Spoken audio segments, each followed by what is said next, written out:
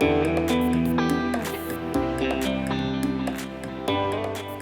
friend, and welcome back to another video. In today's video, we're chatting all about planning for the new year. I don't know about you, but I love taking time, generally in December, to kind of like sit down and reflect and figure out what my dreams are and what my hopes are for the new year, and to plan out my entire year. In this video, I'm going to walk through with you basically like what I do, what my planning process is, all the things that I'm doing, and then you can kind of like take my process and use it for your new year planning as well. One important thing to mention is I do have a lot of what I do is like I go through a bunch of questions that I ask myself and reflect on in order to figure out what I should do in the new year. And I'm going to read out those questions for you here, but I've also taken them and popped them into a PDF. So if you would like to get that, if you don't want to scramble and write down these things all right now, you can just grab the PDF. It's linked in the description below this video. Let's get straight into it. So my planning process for the new year is a 4-part thing. So we're going to walk you through the 4 steps. Step 1 to plan for the new year is to reflect back on your past year.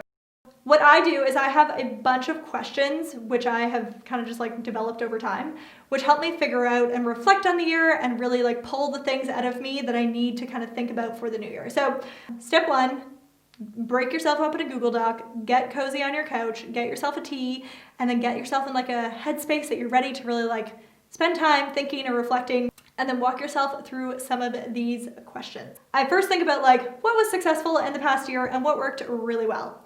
I also think about what didn't work well, or what was disappointing, or what did I dislike about running my business this year? What did I hate working on? What was tough, or what just felt really difficult? So you're basically going through like all the good and all the bad from your year. I also ask myself, what did I avoid doing but should have done? So I don't know about you, but oftentimes there's things where I'm like, oh yeah, I really should, and those other questions don't really get me to that. So often I ask myself, what should I have done but didn't do? And that's a really good one as well. I also think about like, how did I feel in my business this year, and how did I feel running it?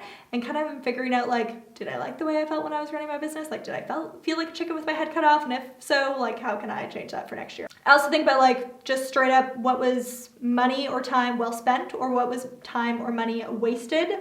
I also think about, what do I want my life to look like in the new year? And then I think about, so it could be like, oh, I want to go to the gym every day, or I want to start working by, I don't know, 9 a.m. I normally don't start till 10.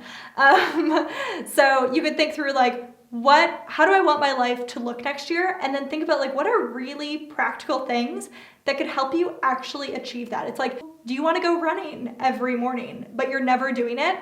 Then you could also think through like, what are the things that I need to change to make that actually realistically possible? Like, how can I remove as many barriers as possible to myself doing it? So it could be like sleeping in your workout clothes, or having them right beside your bed, or your AirPods charged and ready to go, or whatever. What do you want your life to look like, and what needs to change to make that actually happen? I also list out what I want to learn or improve on in the new year. So if it's like, I want to be better at SEO, or I want to be better at Facebook ads, or whatever it is, list out all the things that you feel like would be very beneficial for you to learn or improve on in the new year.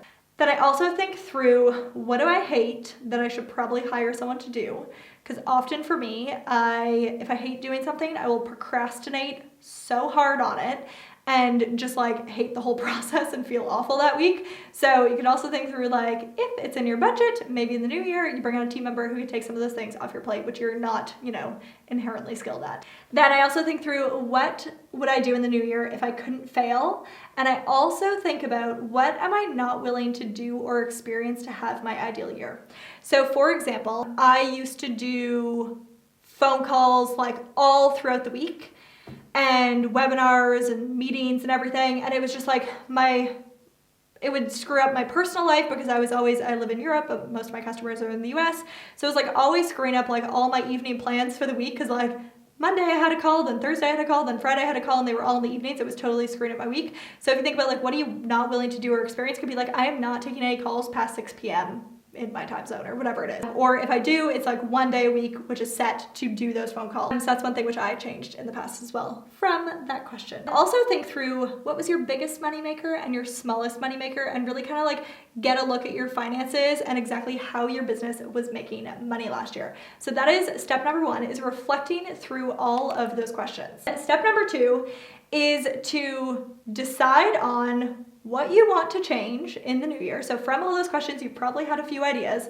and then list out all of your ideas of new things or new projects or new whatever ideas, going jogging every morning, whatever it is that you want to do in the new year. So from your questions, list out all of those bits and pieces and then figure out what you want to change. That is step number 2. It's a very easy step. Then moving on to step number 3, this is where it gets a bit harder. So if your list from step number 2 is like 57 things long and you realize, I don't have time to do all that. As one person, I can't achieve 57 projects in a year, then it's time that we get super specific on which projects are worth your time. So I want you to then put all of your project ideas to the test.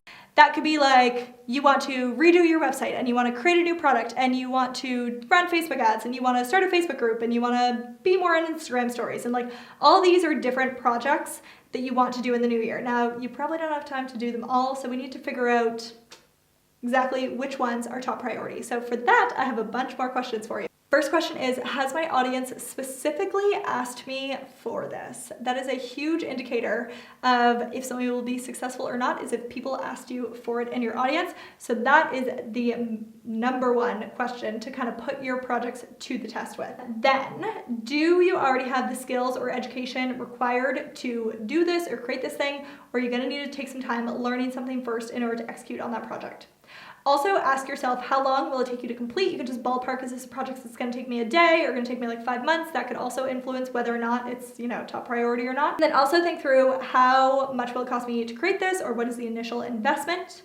Then also think through, if it's something that's going to generate money in your business, like what could you expect to make off this in a year if you had to like give yourself an estimation of how much revenue that would generate? Go through and do that as well.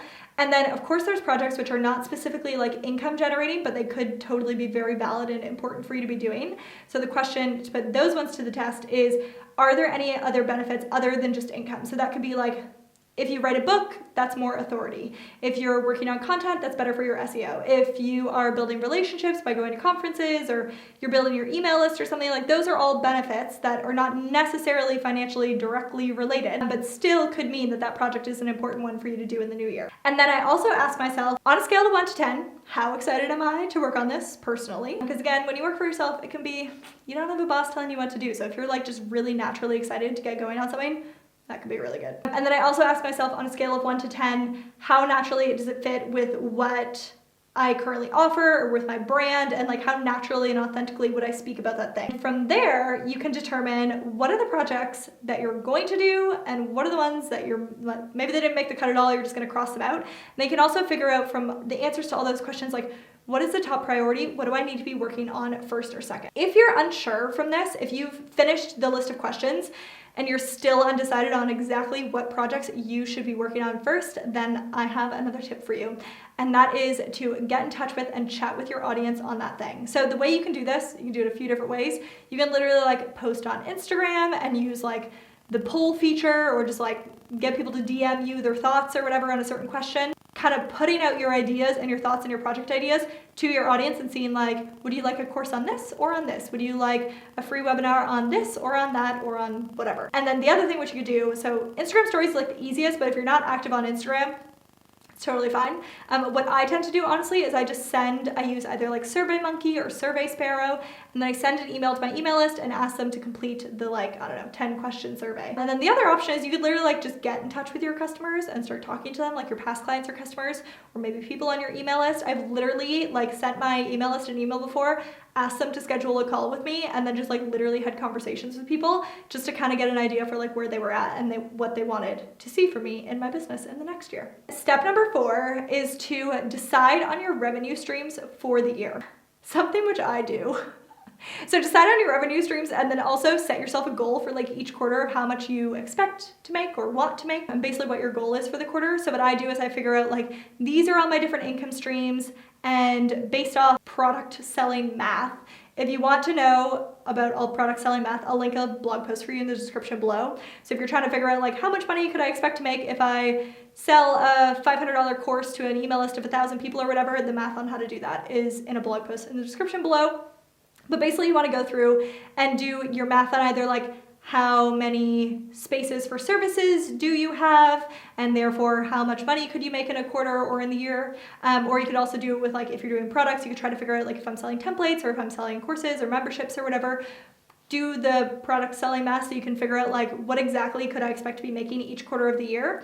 And then the most important thing of all of this in terms of, like, the projects that you're going to be doing and your revenue predictions is to put it somewhere where you're going to see it. The first couple times I planned for the new year, I would put everything into this Google Doc and then I would just completely forget about it like months later. And so I never went back to see, it was like the next year, then I went to go do my planning for the new year again. And then I looked back at last year's document and I was like, oh yeah, I planned to do these 3 projects and, like, I literally completely forgot about them, or, like, I did not hit those revenue goals, but I didn't even notice because I wasn't even actually selling that thing which I had predicted I was going to start selling. So it is important to, when you set these goals, when you set these projects, put them somewhere where you're going to see them, that you will follow up with them and check in on them.